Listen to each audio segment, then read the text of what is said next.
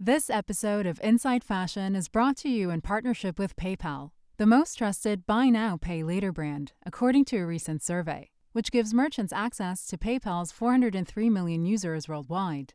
Learn more at paypal.com/paylaterenterprise. I think it was important for me to do this documentary and to as well show to people that there is one side of fashion that you see, but behind any fashion, there is a human being that has his own struggles. What I wanted to do during this decade is to make sure that there was awareness of the brand. So my first step was to create a strong community of people listening to the name of Balmain. I had been what they call rebel or controversial, but I never been really controversial. I was just the one that wanted to integrate pop culture in my fashion. Hi, this is Imran Ahmed, founder and CEO of the Business of Fashion. Welcome to the BOF podcast. It's Friday, August 20th. Olivier Rousteing was named Balmain's creative director 10 years ago, when he was still only in his mid-20s. But Rousteing, who was adopted as a child and grew up believing he was of mixed-race parentage, says he always felt like he was performing a role to fit in amongst the French fashion elite. Recently, he decided to try and find his birth parents to give him a greater understanding of his identity, and allowed a documentary crew to film the process. The resulting film, Wonder Boy, came out last year and arrived on Netflix in June. In the process, Rousteing discovered his Somalian and Ethiopian heritage, and the experience has made him want to be more open about his identity. This week on the BOF podcast, BOF's editor-at-large, Tim Blanks, speaks with Olivier about connecting with his personal history, the power of community, and why timelessness is vital in fashion today. Here's Olivier Rousteing, Inside Fashion. So, Wonder Boy, how did that happen? And why did you want to do it? Why did you want to have your search for your birth parents filmed in that way?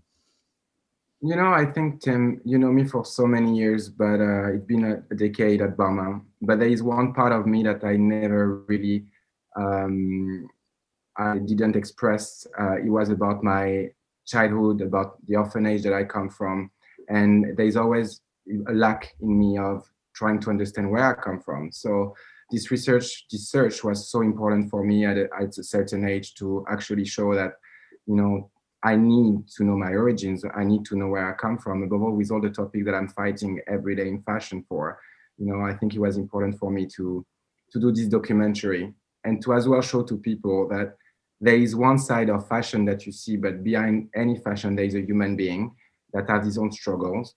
And it was important for me to show that and to deliver the message maybe of hope for many other generations.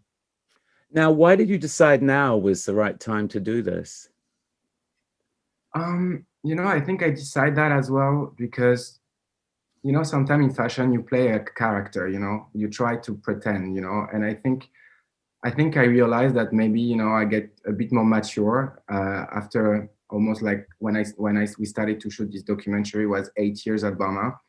And I think I feel like more grown-up person that I could be proud of who I am and proud of my of just trying to show, you know, that was a moment of my life where I didn't play anymore a character of just being, you know, a fashion designer for a really prestigious and glamour house, but as well put some truth as well as the human being that was really struggling about himself. And again, because I have such a great following on many platforms like social media, I wanted to give them as well the authenticity of the persona that they follow. And, you know, thinking now you knew the designer for many years, now you're going to know the human being behind that.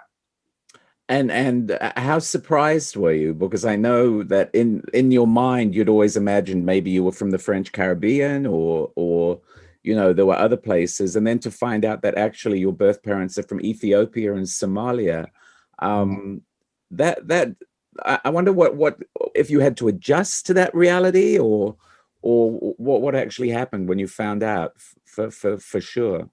I'm so proud, and I was so proud. The only thing that, you know, it's been, I think sometimes people doesn't get the research of why people is looking for, their origins. When you know already your origins, you don't understand that you can have a lack of understanding where you come from when you know already where you come from. But me, that didn't know, I needed it so much.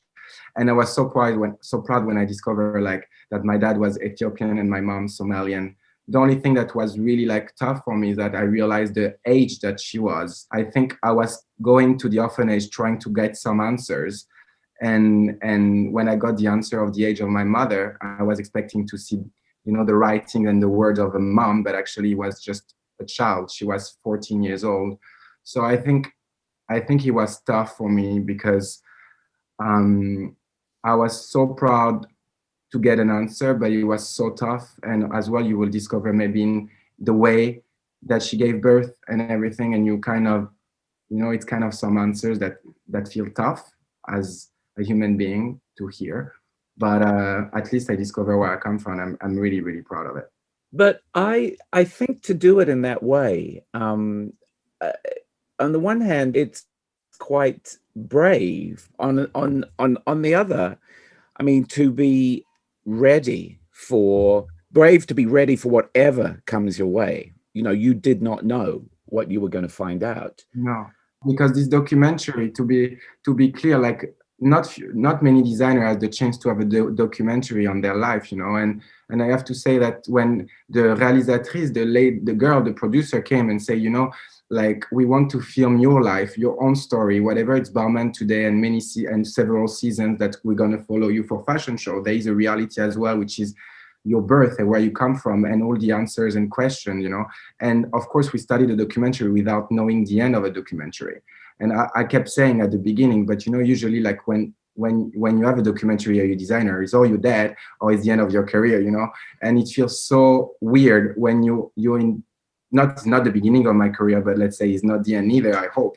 And so at the end, it was pretty difficult because I knew that every second of this documentary would not be controlled, And so whatever answers I will get, whatever cry you will see, whatever scream you will see, it was all like, at the moment, at the time, so. I mean, the idea of the Wonder Boy, obviously there's the notion of you being really young in your job. Yeah. So you're a Wonder Boy in that way. And then there's the other thing, the boy who's been wondering, all these years. So I wonder what has changed for you knowing this, because I see you sitting there in a beret looking very serious. And your last collection, which we'll talk about, the resort collection for Balmain, had a very different feel to it as well, I thought. And I'm just wondering if you could tell me how you feel you've changed with this information.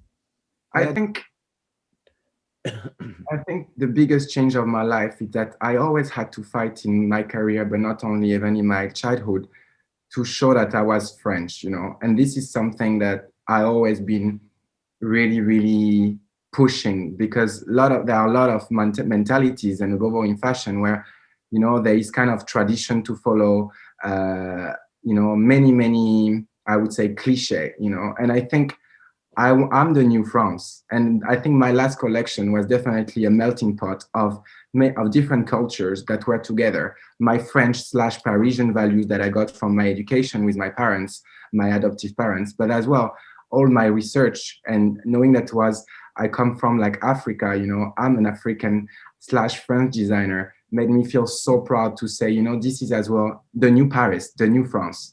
And my Balmain last collection is definitely the melting pot of all what I have in mind. And again, what I love about this collection is that the mix between a brand that is part of French values since 1945, built by Monsieur Pierre Balmain, with incredible French, sometimes traditional values, and as well me being the witness of my time, a witness of a generation, and saying this is the duality of those two worlds that meet each other and makes my last collection and what is Balmain today. It felt to me like the storytelling had changed a little bit. I know that people who wrote about the collection made the observation that sort of party pizzazz that you brought to Balmain was so much. It wasn't really in this collection. It was much more the sense of I thought thoughtfulness, and there was a narrative richness that felt quite new. Yeah.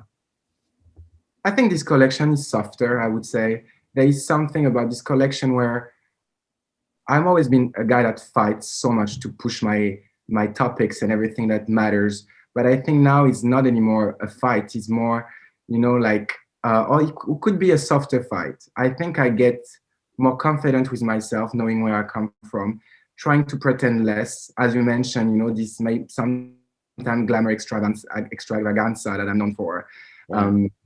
It's kind of like calm down, because there is a reality about being myself, more peaceful, with myself, more quiet. And I feel relieved, I feel lighter in a way, like feeling free.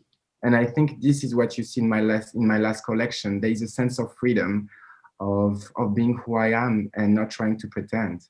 So could you say that there's a real you, and that you're getting close to a real you now, and all those years where you were this fabulous, extravagant creature was actually, when you're talking about, the performance a little. I mean, fashion is a kind of performance anyway, but um to be, that was kind of you as more of a performer than a human being. Do you think that's a really tricky idea? You know what, Tim? I think it's always been me. Whatever collection I have done, I've been always me. But as you mentioned at the beginning, I started my career at 24/25 at Balmain. And as every normal human being, you're grown up, and what you needed years ago, you don't need. And what you didn't need years ago, Mhm. you need today. So Mm. obviously, like, I've grown up with Balmain, and I have to say that I was the Balmain baby, and now Balmain is my baby in a way. So I think that kind of switch happened, on this decade of Balmain. And I think this is the beauty of any designers. You have seen so many different designers around you, and you have seen that they evolved. But again, it was an evolution. It was not a revolution, because the first show that I have done till my last one, I always been me, just being different. And it doesn't mean that whatever the extravaganza and the glamour that you have seen, it was not me, but it was just another side of me. And today I'm showing another side, even when with my documentary, with my collection, I would say a softer side of me. But whatever collection I have done, were me. I'm the fact that you took the Balmain Labyrinth print from the archive, Yeah. which is it's about 50 years old, isn't it, that print? And that felt very significant to me, that you were ready to own that, and Mhm. that's why you could do it so authoritatively in the collection. You could take something that was very, very classic Balmain. As you said, Balmain is now your baby. You're not Balmain's baby. So I wondered if that was the case when you did that you felt you owned Balmain now. You know what I felt, and I'm gonna tell you the real fight that I had since day one, to make sure that Balmain had an awareness all around the world, and it was not an easy thing, because 10 years ago, many people didn't know the name of Balmain, and I think my decade at Balmain has been trying to make sure that as much as I could do, making Balmain timeless. My first show, I was really worried that it might be just a firework, and I can do 1, 2, 3, 4 seasons, and after we forget my name, we forget the name of Balmain. And that was obviously something that can happen and happens often in fashion. But what I wanted to do during this decade is to make sure that there was awareness of the brand. So my first step was to create a strong community of people listening to the name of Balmain. And thanks to all my celebrities friends, thanks to social media, my Instagram, like the pop culture, I kind of integrate Balmain into a pop culture, and making sure that whatever age you are, that you're 10 years old, 15 years old, or 50 years old, you will know the name of Balmain. And that was something that was a huge challenge that I made. But now that I think I made it happen, and there is an awareness to the pop culture, I want to make sure that all my community of people, all my followers, and all my clients know that they don't buy Balmain only because it's part of me being witness of my time, but just let them know, for who didn't know, that Balmain is a brand from 1945 with such a strong heritage.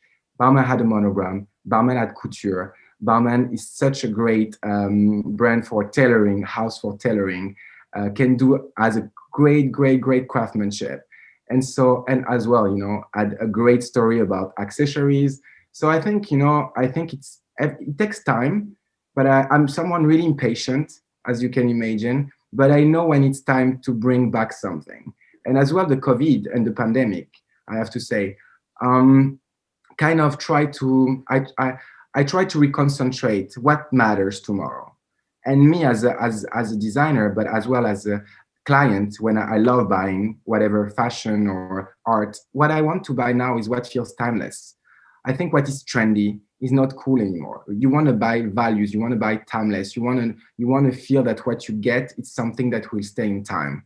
And so that's why, for these two reasons, first, awareness of the brand and making sure after that that they know that Balmain it's in from 1945. Second topic, COVID pandemic, what you want to buy next, something that you feel will be forever.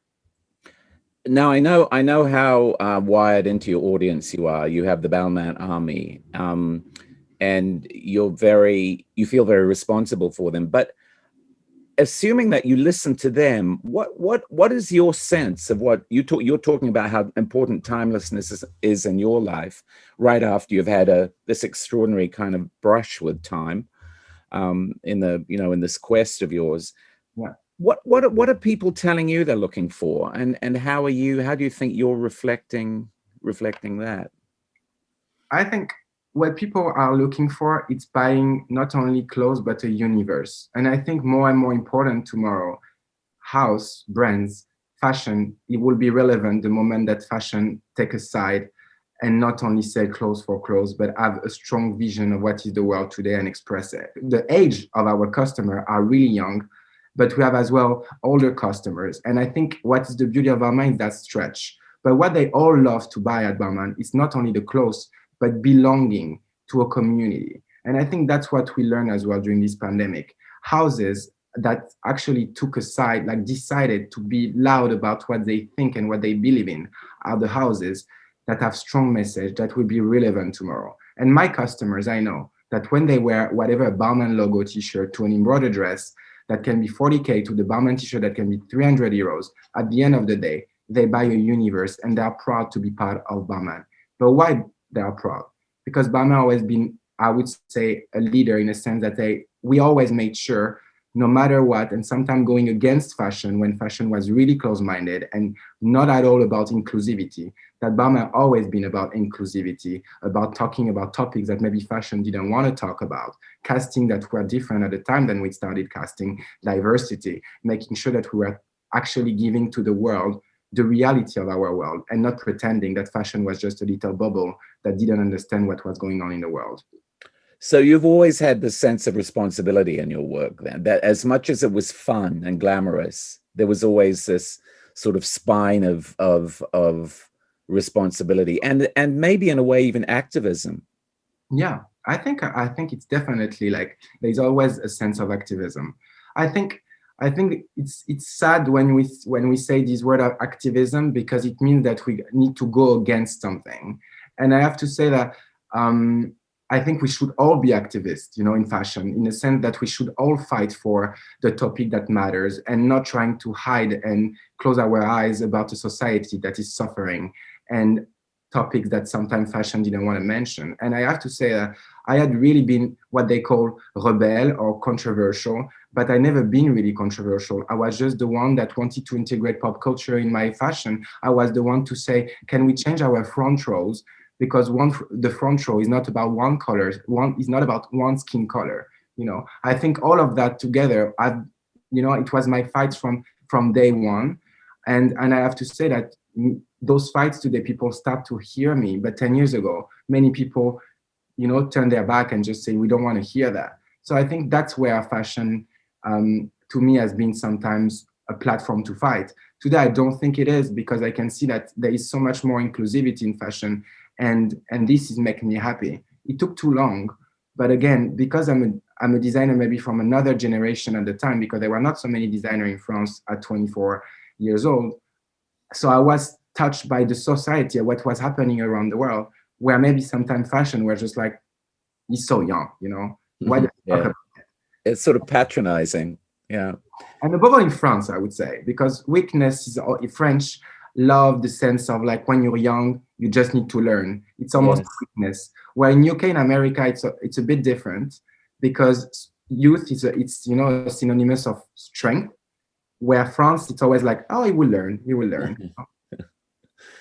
But if you do you feel you had a sense of urgency though, being so young and having these things that you believed in and wanting to change things?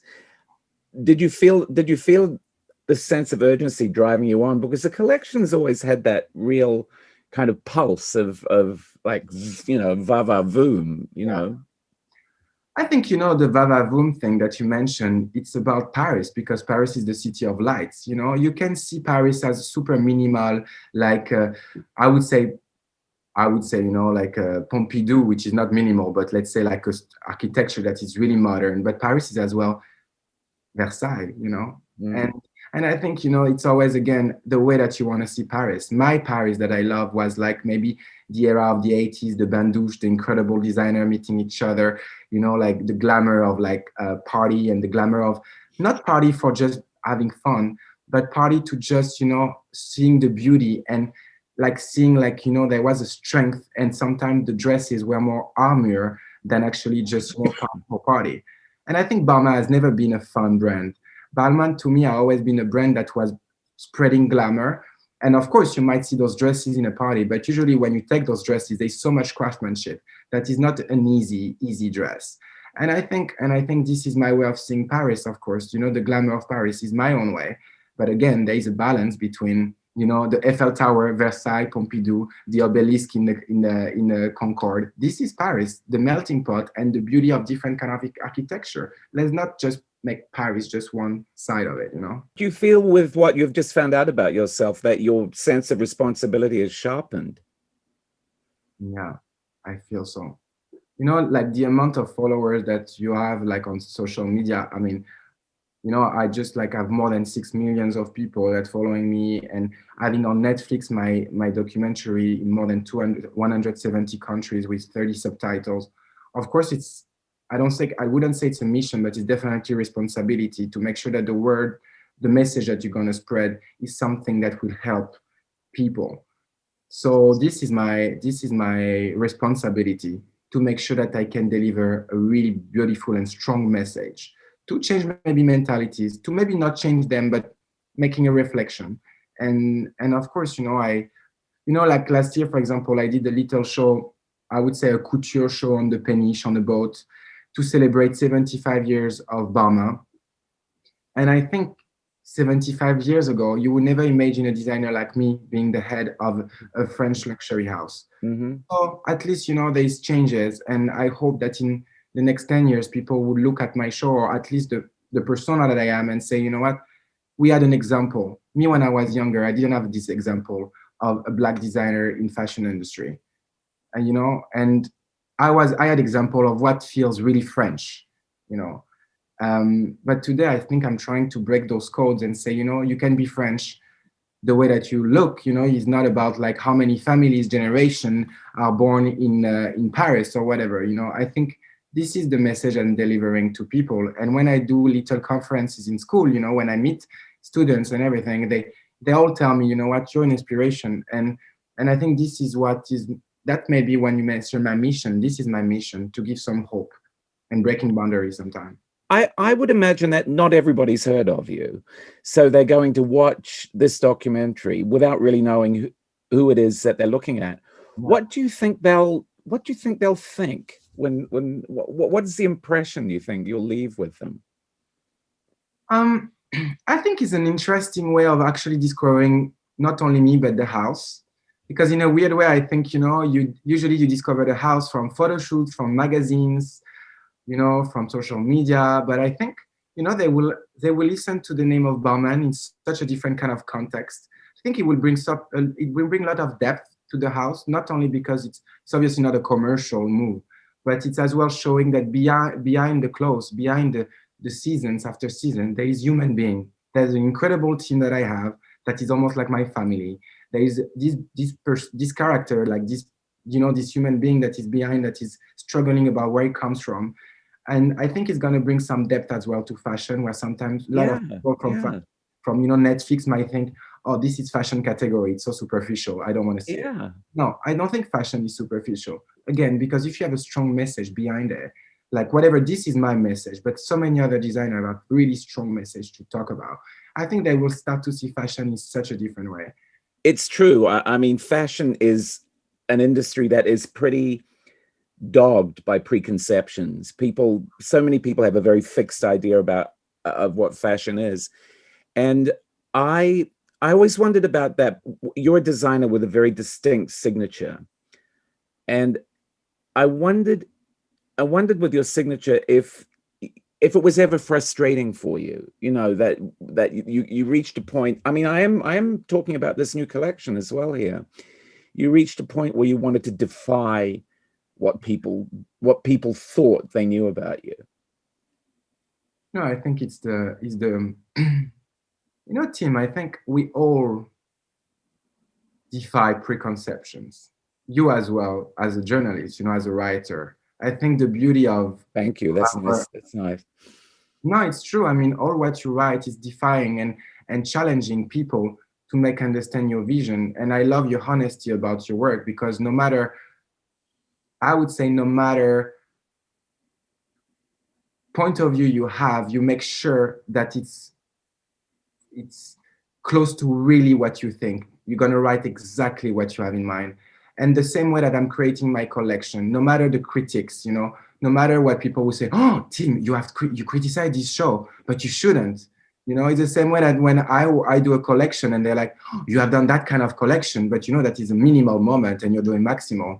I mean, the reality is that just stick to who you are and just feel free to be who you want to be. And of course, preconception is surrounded me, not only with fashion, surrounded me forever. Whenever I wanted to be a lawyer, in a fashion school, I had so many preconceptions about, oh, really, where are you coming from? Do you really think you can be a lawyer?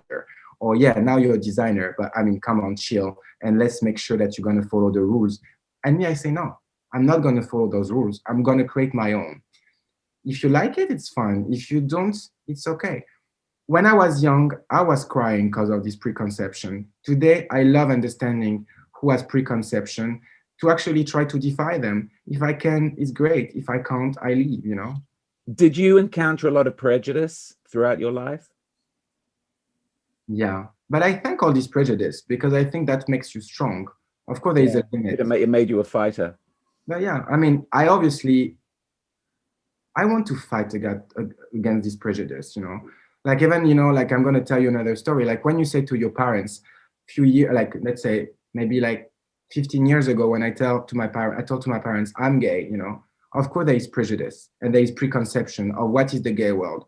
So thank like people like whether me or whoever, so many other people that can fight against those preconceptions to make sure that in 10 years, when a young guy will say, I'm gay, maybe making sure that we had people like us in fashion to say, what, like, let's break with this preconception. The same way with Black Lives Matter, so many people had so many really bad preconceptions. And today we are fighting to make sure that those preconceptions are over, So I think at the end of the day, yes, maybe you're right, I'm on a mission. But again, I think those preconceptions can only help us to fight against it and making sure that we can just create a better future. And for that, we just need to keep fighting. Now, you're celebrating 10 years at Balmain. You started at 24, 25. Now you turned 36 in September. It's still so young. It's incredible. It feels now that it's interesting when you follow a career that started so young, you can see the maturing happening, But how do you feel, aside from what you've learned while you were making Wonder Boy, what are the other changes that you can feel that have happened to you? I mean, I like the thought that love endures, love lasts. You mentioned the beginning where you were doing the first few shows where, you had to impress on people this urgency and this, and kind of impress on them that you weren't just this kid. But in the light of everything that's happened in the last little while, people have really been reassessing what the future holds for them. after the pandemic. What do you reckon your job needs to do now? My job needs to be more aware of what the world is waiting from you than just a few people in your room doing your fashion show. What I'm saying by that is that I think what happened during this pandemic is that it has been a difference of power. Let's be honest, let's be clear. The power belonged to such a small crowd of fashion that were living in a bubble and kind of like, again, close their eyes of what was happening in the world.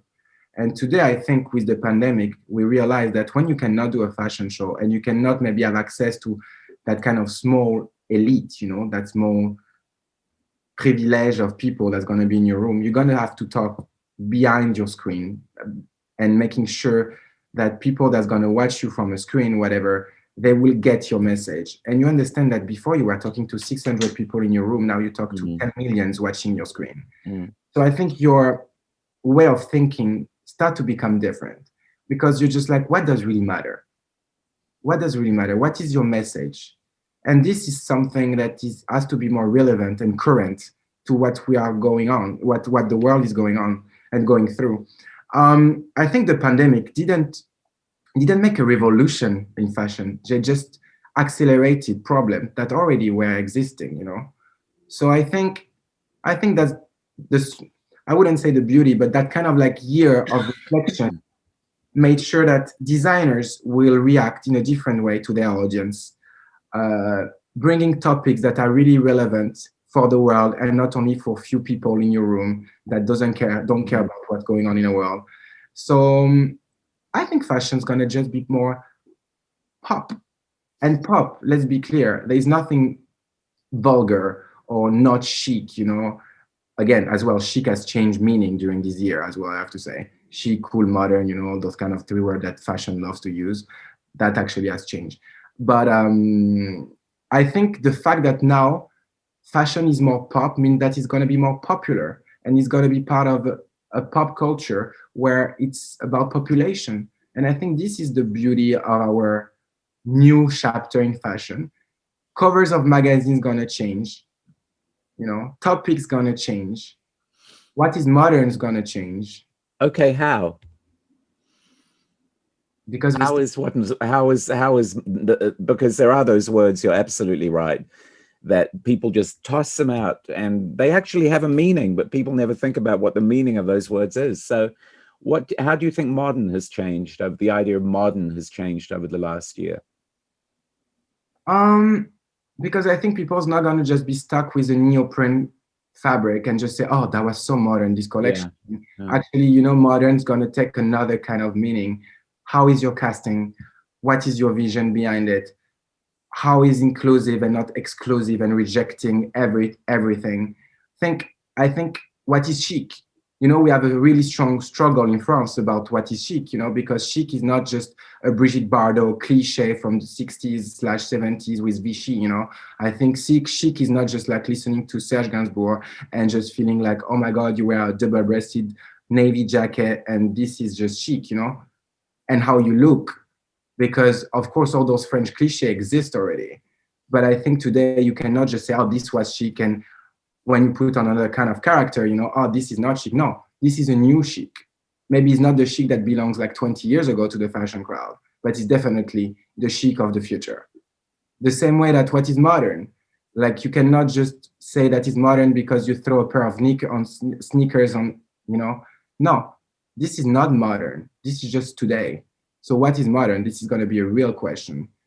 And sometimes I've seen fashion shows where people were like, oh my God, it's so modern, when there was like no casting, interesting, no diversity, nothing. And like fashion was not even seeing the lack of diversity. How can you say this is the modern world when it's just about exclusivity? So I think all those topics are changing. Yeah, I think that there was a sort of superficial, those words were used in a very superficial way. And I think that what is happening now, I hope it's happening. I mean, maybe it's not happening. Maybe it isn't happening the way I thought it would happen. when you said that there was no revolution because of COVID. And, you know, at the beginning, people were saying, this is what's going to happen. This is going to be the change we've been looking for. And now you do see a lot of things going back to the way they were. It's more about a state of mind now, you know, and in other words, it's kind of deeper. And this is what I would hope that, that when you use a word like modern, it's actually more of a challenge than a compliment in a way, because you want to make people think. And if the last year hasn't made us think, my God, we're doomed. Tim, it's totally true. I think I'm a bit disappointed sometimes about like how many talks we had like a year and a half ago when we were all like, okay, fashion needs to change. And now is the pandemic, how we're going to do fashion shows, what's going to be the experience, how we can entertain people, what's going to be the topic of the future. And you can see in a weird way, fashion is still in this little bubble of comfort zone. And we go back to sometimes same thing over and over again. And we don't try to maybe sometimes challenge ourselves. And myself first, you know, like I have to say, sometimes I dream so much bigger than what I can do. But I feel, you know, it's going to take time. But again, if fashion is not changing, fashion will not survive. And we see so many magazines now, more and more, not happening. We see we're going to see less journalists, less stylists coming to fashion shows for the reason that we know. And I think this is going to be a really tough moment for fashion. But if we make it relevant, and again, you say something really important, bring some depth into those words.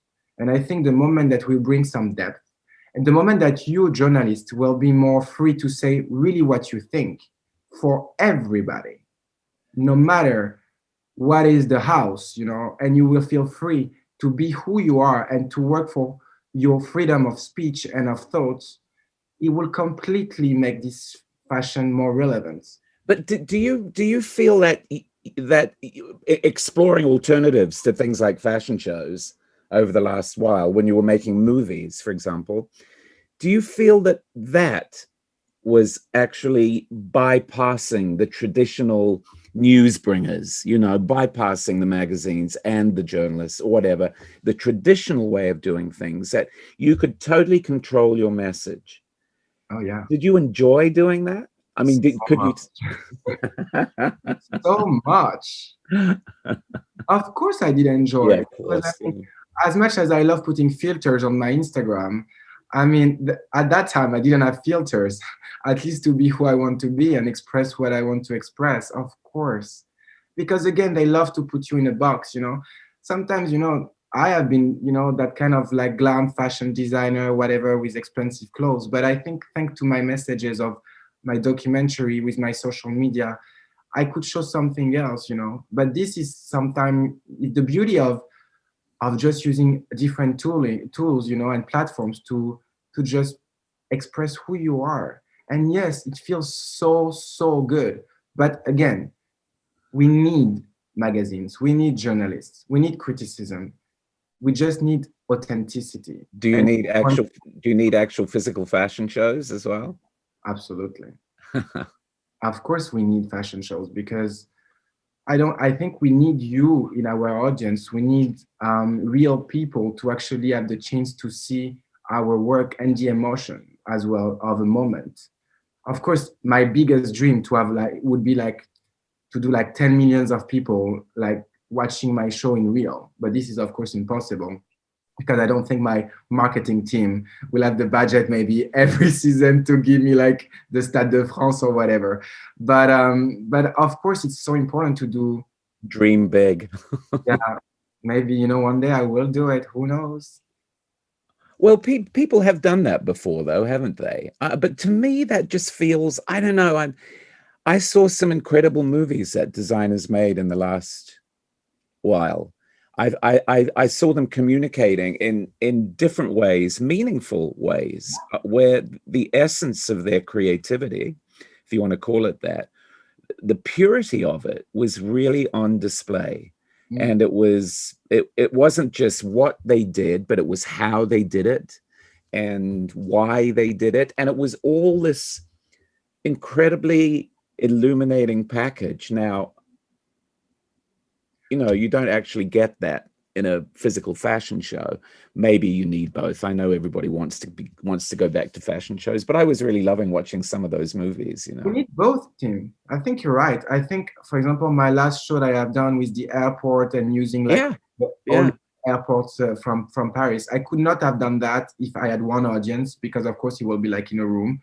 But I think you're right. We should do two things, because the reality is it's as important to have the journalist next to us, the stylist, and our celebrity can touch the clothes, feeling the beauty of the craftsmanship.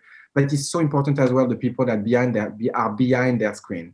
So let's say in an ideal world, it would be good to do two different shows. Whoever had the experience, the real experience, whoever will watch from their screen. And that's going to be two different experiences. But I'm sure the future will go for that. Because I really think we need to have that physical fashion shows. Touching the fabric, Although you don't get to do, if you try to do that in a fashion show, the security comes and whacks you. You're going like this when the know, but at least you can see clothes, the fashion. It's true, and sometimes you can see them better in a film. I've always, there's been this kind of debate in fashion all the time. Is fashion strongest when it lets you engage with something, or when it lets you escape? Because the dream of fashion is this myth that people keep coming back to, that fashion makes you dream. In other words, it helps you escape. But also what we've seen, I think, and what is a very reassuring development, is that fashion makes you engage. And it seems to me that you made the film at the airport. That's escape in a way, but also you're very driven by making your fashion engage with people, with issues, with things that are serious in their lives. I never been put it in a box, Tim. So I think you can be both. You can be like really engaging. You can be dreaming. You can be dreamy. I think Balmain, it's a dreamy house, and at the same time, it's an engaging house. But my airport, I'm sorry to say, it was not about just escape. It was as well really engaging, because I wanted to say to many people that thought that maybe flying is so banal, and oh my God, we still have another fashion week and we need to fly. I'm like, and now look, you cannot fly anymore. So you cannot even come to my fashion week, to my fashion show. So, I think that was something really engaging as well, in the sense that let's not blame and always complain about, the toughness of, the craziness of fashion, because of course it's a crazy world, and of course there is so much pressure, but we have the chance to work with beauty every day. How lucky we are, so I'm waking up in the morning, I'm not saving lives, I'm not a doctor, I'm not a surgeon, I'm someone that just create clothes and try to deliver a message with, as you mentioned, really dreamy, because this is part of my French values, which is about couture and laboratory, and not sometimes, of course, for everybody, but at the same time, there is that really engaging part of me, which is, guys, I do those clothes because I want to make sure that I can make you escape. But at the same time, there is a message behind it. Yeah. What does success mean for you now? What you've already achieved is fairly major. What does success mean for you now? Freedom. I think whatever success, whatever industry you work in, I think you feel successful when you're not frustrated. And to not be frustrated, you just need to feel free. So whatever, I have wings and I fly every day. I dream big, and sometimes, I feel sky is the limit. I cannot always, make my dream happen. And I have done so many in my life that I'm really proud already. And I keep dreaming. The moment that I cannot achieve my dreams for whatever reason, to me, is not success. So the moment that I don't feel free is not success. The moment where I feel frustrated is not success. So, until I feel free and I feel that I can achieve my dreams, it's there where I feel I'm successful. Olivier, thank you so much. If you enjoyed this episode, don't forget to subscribe to the BOF podcast for our look inside fashion and how it connects to currents in the wider world. If you're not yet a BOF professional member, join today with our 30-day risk-free trial and benefit from exclusive access to agenda setting analysis you won't find anywhere else. The BOF podcast is edited and produced by Emma Clark, Kate Vartan, and Kevin Bobby Blanco in the BOF studio team.